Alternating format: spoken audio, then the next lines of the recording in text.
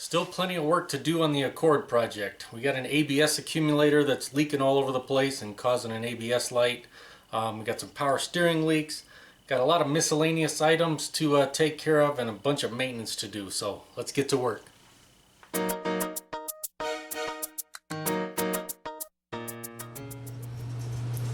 think this was the cause of the ABS light. What do you guys think? Definitely an issue. So swapped it out. We got a brand new one in there. These are hard to find nowadays, and the little O-ring that goes with it. Now luckily this accumulator came with an O-ring, well, a new one I should say, but these O-rings are hard to find, and the accumulator and all these other parts for these old cars. But hopefully this gets our fixed. I'm definitely living dangerously working with brake fluid this close to my new paint. Taking this opportunity to fix a coolant leak. This hose right here was replaced. I replaced this, I don't know, it's probably been a couple of years. It burst and this vehicle was stranded on the road. In fact, I did a video on it, and I went ahead. I had to get this. I think I got it at AutoZone or one of the local parts stores to get the vehicle back on the road, but it's leaking. So I'm going back to a Honda original part with brand new clamps. We'll get this thing fixed and get the coolant back in there. Hopefully that fixes our leak.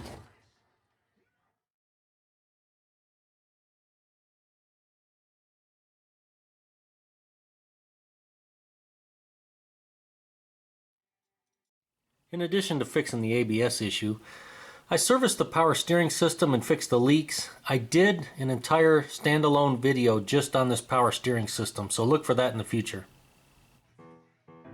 We'll go ahead and replace the spark plugs with some factory original NGK plugs. Those NGK wires are in perfect condition, so we're going to leave those alone. I couldn't find a genuine Honda cap and rotor, so I'm going to leave that alone because I don't like using aftermarket ignition parts on Hondas.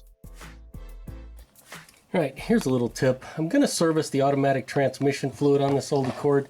You can see where our drain plug is right there. Kind of hidden out of the way, and this is in our way. And so here's a tip. Just go ahead and use an extension like this, and we'll just put it in there. That way we can work on it over here and hopefully avoid, getting hot fluid all over our hands and making too much of a mess. And I only recommend using genuine Honda ATF fluid. And I took this opportunity to change the oil while the car was in the air. And I tell you what, that funnel I'm using with those adapters really works well.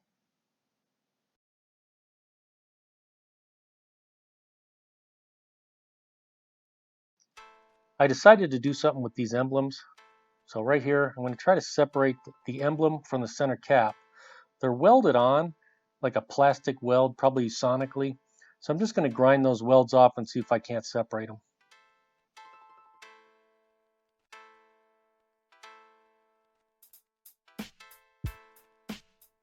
And with a little poking and prying, I was able to separate the two pieces.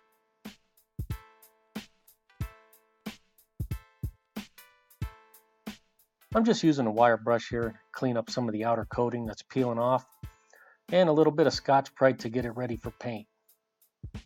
I decided to go ahead and paint them black just like the rest of the trim on the car.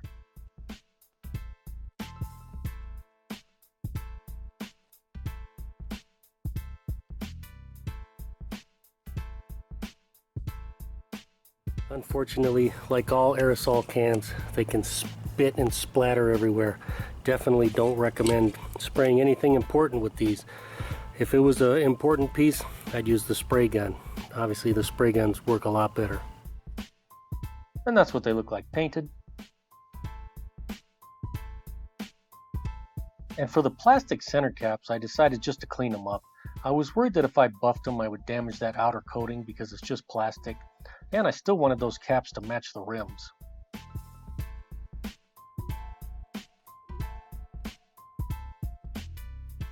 And now, to glue them back together, I'm just going to use some JB Weld.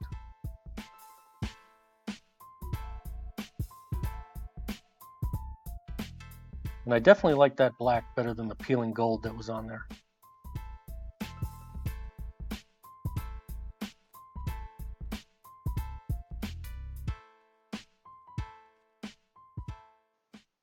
The grommet for the hood prop was broken, so we'll fix that real quick.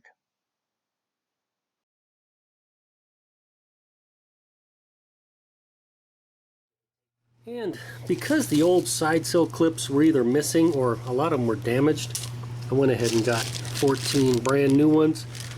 Those are the ones that go along the bottom right here. So now we got all brand new, so this piece will stay in place now. And the mystery is solved why there's no clip there. Because it says no clip.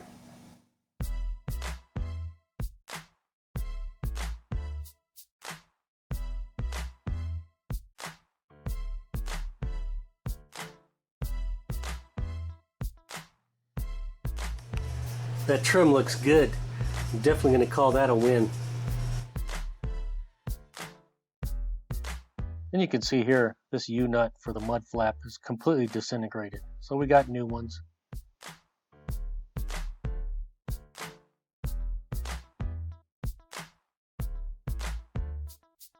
And we got new clips for the fender liner. And new screws for the mud flaps. The fender liner on this side was completely missing, and the fender liner on the passenger side, there was only about half of it left, so both sides are getting brand new fender liners.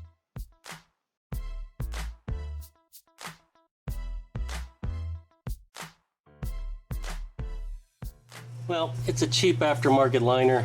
They don't like to line up that great compared to the factory original ones, but there was nothing in there, and it was just cost prohibitive to get a Honda one, so better than it was. Those mud flaps look good though. Getting ready to put the new headlight assemblies in. You can see compared to the old ones, they look a lot better. For $100, really can't go wrong with replacing these, especially considering they come with all new bulbs. Driver's side went in pretty good. Passenger side was a little bit more of a pain. And these new headlight assemblies are a lot brighter than the old ones. Much safer driving at night now. I got both of the headlights adjusted. They look pretty good. Now I just need to see if I can adjust this grill a little bit, because I did have to pull the lights out a little bit to get the angle. And then of course this side, the side that was damaged previously, this side's out a little bit further, so I'm not sure how close I can get that, but I'll do my best.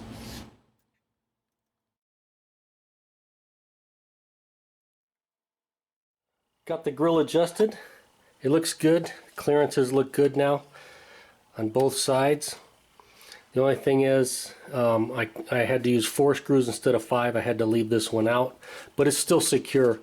The reason I had to is just where this area has been damaged previously, it's pushed in just a little too far and it's off a little bit. And if I put that screw in, it pulls this way too far in. It doesn't look right. So we'll leave it as is. We'll do one final check, see how everything lines up. We will have to pull that grill off though in order to get the bumper cover back on. And sometimes just aftermarket parts are just junk, but there's not much you can do. Sometimes you got to use them. This fender liner right here, you can see sticking out just a hair right there. It's not terrible, but I notice it. And then of course our fender here, which is definitely aftermarket, not, you know, absolutely perfect, and it sucks when you're trying to put it back together and when it's, you know, tweaked. This thing has been in an accident and this was repaired, and so there are tweaks, and this is out of alignment a little bit, so it caused me a lot of grief trying to get this headlight assembly in, you know, and get this piece connected to this, because it has 2 little prongs that have to connect over here. And that's probably why it was broken before. They probably just snapped them off so that way they could get it in easier. So I was able to get it in, but you know, I loosened this fender, moved it around, tried to do all my adjustments to try to get this in and try to get my gaps lined up so they were all perfect. In the end, I still put a little chip right there from trying to squeeze the headlight in because it was a tight squeeze, and trying to get these gaps lined up perfectly. I put a tiny little ding right here, which happens when you open it. Now I adjusted this fender so it won't hit anymore, but Yeah, it just sucks working with aftermarket parts sometimes. You got to deal with stuff like this. And also if the vehicle's been in an accident, that's going to throw all your alignment of parts out and you got to deal with that too. So just things you get to look forward to when you work on cars. And we'll get our license plate reinstalled so we can drive it on the road. And those clips on the bottom there, they sure look a lot nicer black than they did that oversprayed purple. And we'll get some of these other trim pieces put back on the car.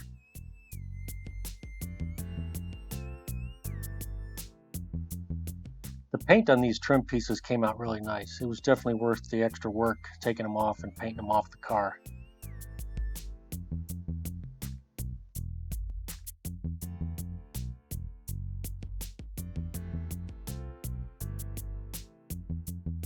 And even though it was a lot of work taking these mirrors apart, putting them back together, I think the finish came out much better having them apart and off the car.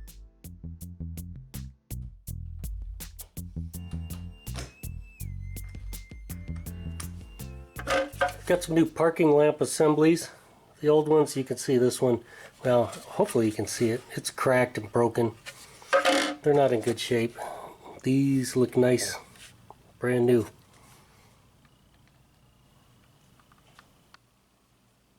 Looking better.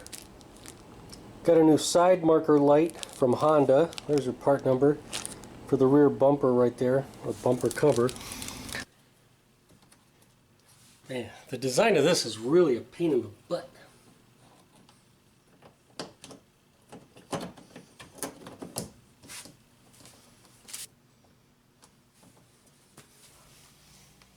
Getting ready to put the washer nozzles back in. I picked up some new little gaskets from Honda for them. There's the part number right there.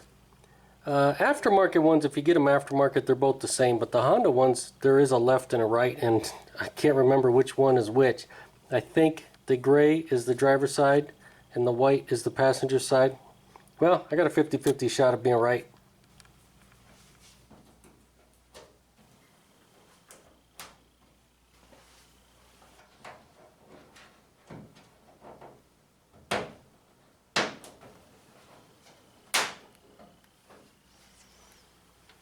Sometimes the ends of these washer lines get really stiff when they're old. Makes it hard to put them on. A lot of times what I'll do is I'll just take a heat gun like this, heat it for a few seconds, soften it up, and then slide it on. Usually helps.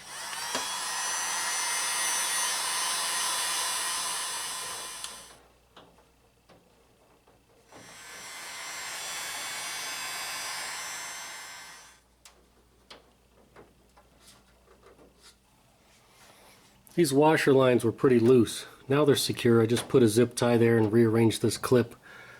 A little bit better. What do you think? Those look good right there? They're supposed to be 15 millimeters over from right there. These two are spaced about a 1/4 inch apart. And then they're roughly in the middle. This one roughly in the middle, and then this one just below it. I think that looks pretty good.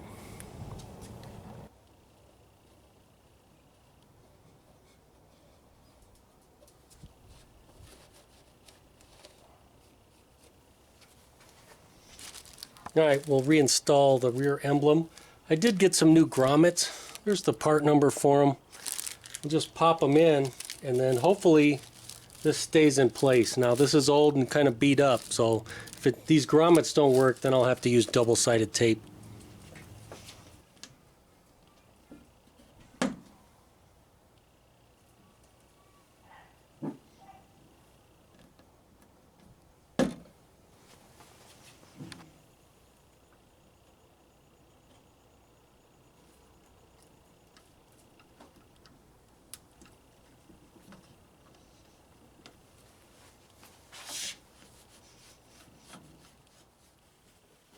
We'll go ahead and put a new air filter in.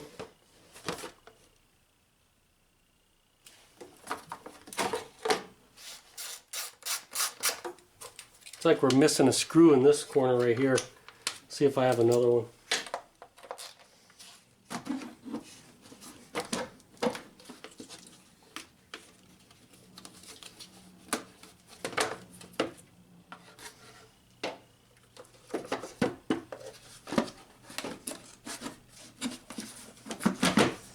We'll see if this bolt works. I had it laying around. I think it went to a pilot or goes to a pilot.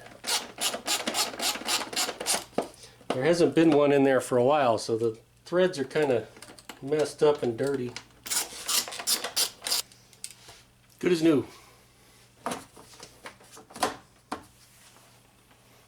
Now I'm just changing out the brake fluid, getting new brake fluid in there, get that old stuff out. I'm using this kit by Aries. I don't think I've shown it before, at least using it on a video. Maybe I have, I don't remember. I've done a lot of videos and I can't remember every single one I've done. I definitely like this system. You just pressurize it up in the bottle. We could fill this up with brake fluid, but then we got to clean it out. So I don't like doing that. I just keep air in there. We just pump it up, pressurize it, and then as long as we're using this cap, that keeps our pressure in there. And then once we put the pressure in there, just keep it in the blue. Then we just go to whatever wheel we're getting the fluid out. And then, like what I do is I just attach my bottle, put the line on there, crack it loose, and then because we have the system pressurized, it'll just start to fill up the bottle and push new fluid through there. And then when it starts looking clear, we can just close it off. Always nice to have new bleeder caps too. See, this one's cracked and broken, so we got a new one on there. Alright, we'll do a quick demo. I get everything hooked up, we got it pressurized, and we have fluid in there, and of course we want to keep an eye on that. We don't want that to go down to the bottom, because then we'll get air in there and we got to start over. So now we'll just go over to the corner that I'm doing right now. Alright, we got everything pressurized, we got it set up, and we can just crack it and watch our fluid come out. Hopefully you can see it going down in there. We'll just let it run for a little bit, and then we'll close it off. That's all we got to do. By having it pressurized, it's automatically just pushing that new fluid right into the system. And when we're happy we got new fluid coming through there, we just close it off. Now we're done with this corner.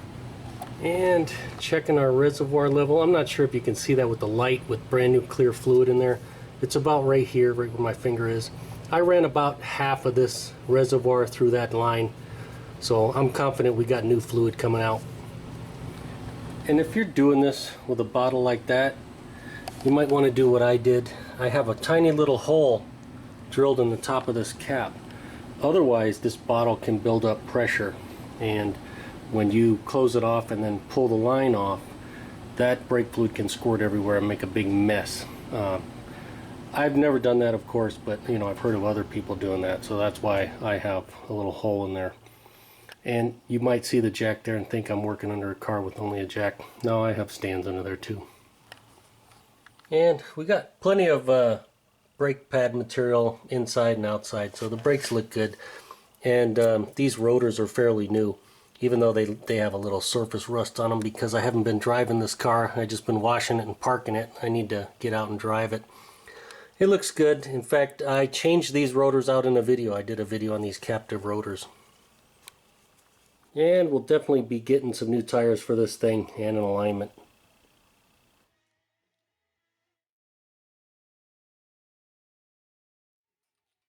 Alright, just going to take my AC machine. We're going to go ahead and service the AC system on this vehicle. So we'll go ahead and recover all the refrigerant. We'll go ahead and evacuate the system, put it under a vacuum, make sure we get all that moisture and stuff out. We'll leak test it. As long as there are no issues, then we'll go ahead and recharge it with the appropriate amount of refrigerant. And of course, we need to make sure we know what system we're working on. And anytime on a Honda we have a min and a max, we always charge it to the max.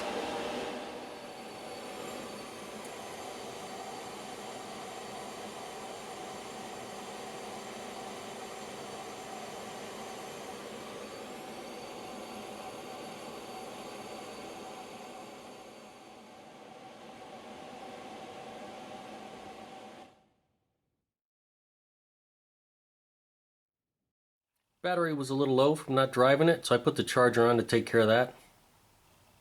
And after charging for a while, looks like we're good to go. Well, there's still a lot of work to do on this old Accord, but we got a lot done. If you enjoyed the video, make sure to give it a thumbs up. Thanks for watching.